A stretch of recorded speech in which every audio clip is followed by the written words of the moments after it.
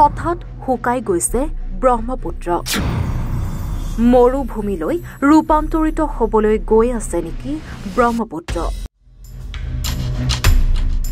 নতুন বছৰৰ প্ৰথম দিনৰ পৰা অন্তিম দিনলৈ নাওৰিয়াই সদা ব্যস্ত হৈ পৰে পাৰাপাৰত কিন্তু 2024 বৰ্ষটো হেনো বিপৰীত এই দৃশ্যলৈ ভালকৈ মন কৰক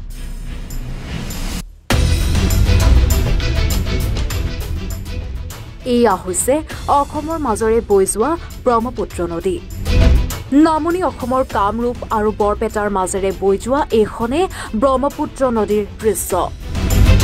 কি বাৰিষা কি খৰালি সকলো সময়তে পানীৰে উপচি পৰি থকা নদীখনে বিনা পানীত মৰুভূমিক আদৰি সংকিত কৰিছে নৈপৰীয়া গয়া ৰাজ্যক হঠাৎ শুকাই গৈছে নেকি বৃহত্তৰ নদীখন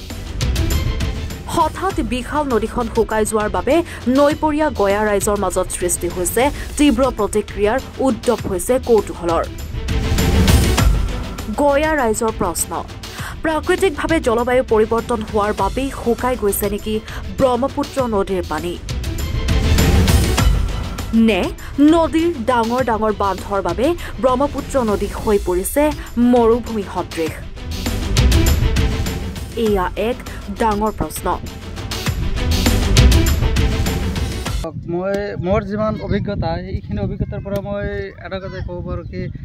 মোৰ বয়স 25 বছৰ পাৰ হ'লে আজিলৈকে এনেকুৱা পৰিস্থিতি দেখা নাই যে ব্ৰহ্মপুত্ৰ নদীৰ পানী এনেকৈ শুকাই যায় এটা ডাইৰেক্ট মৰুভূমিৰ নিচিনা সৃষ্টি হৈছে ৰাজস্থান এনেহেন ফিল হয় কি ৰাজস্থানত আছোঁ এতিয়া এনেহেন হয় এইটো এনেহেন লাগি আছে কি ভৱিষ্যতে আমাৰ এই নামনি অসমৰ মানুহৰ এটা বহুত এটা ডাঙৰ ভয়ংকৰ পৰিস্থিতিৰ সৃষ্টি হ'ব যেন লাগে কিয়নো পানী যদি শুকাই যায় খেতি বাতিও নহ'ব আৰু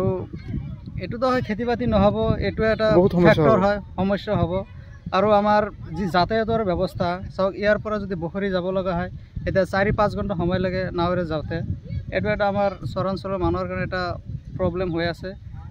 আৰু আমাৰ ইয়াৰ মানুহৰ মূল জীৱী হ'ল মাছ যদি নদীৰ পানী এনেকৈ শুকাই যায় মাছমৰীয়াসকলে কেনেকৈ চলিব এইটো এটা সমস্যা হ'ব আৰু চাওক ইয়াত বিভাগীয় কৰ্তৃপক্ষই যদি চাই অলপ কি ইয়াৰ ওপৰত কিবা নজৰ ৰাখিব পাৰে নেকি একচুৱেলি চাওক আগতে আমি চাইছোঁ যে বছৰৰ গোটেই সময় আমাৰ এই ব্ৰহ্মপুত্ৰ নদীৰ পানী থাকিছিল কিন্তু এতিয়া বৰ্তমান এনেকুৱা হৈ গৈছে যে হাজাৰ হাজাৰ বিঘা আপোনালোকে চাব পাৰে মৰুভূমিৰ নিচিনা হৈ গৈছে ইয়াৰ বেকগ্ৰাউণ্ডৰ কাৰণটো হয়তো আমি গম নাপাওঁ কিন্তু কিবা কৃত্ৰিম বান্ধ বা কিবা জলবায়ুৰ পৰিৱৰ্তন বা আমাৰ কাৰণে কিবা অশোভনীয় হ'ব পাৰে কিন্তু আপোনালোকে চালে গম পাব হাজাৰ হাজাৰ বিঘা একদম মৰুভূমিৰ নিচিনা হৈ গৈছে ব্ৰহ্মপুত্ৰ নদীত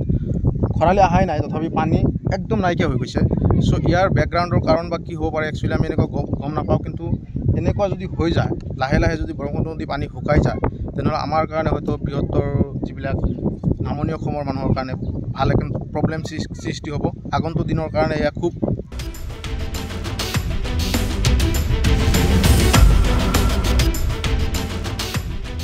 খুনতলিৰ পৰা সানিদুল ইছলামৰ প্ৰতিবেদন এনিক ভাৰত 24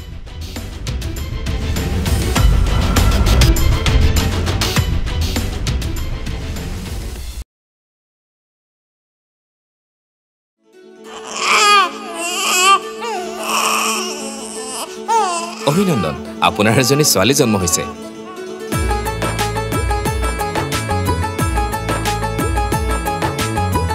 লাহি পাহি এজনী পৰি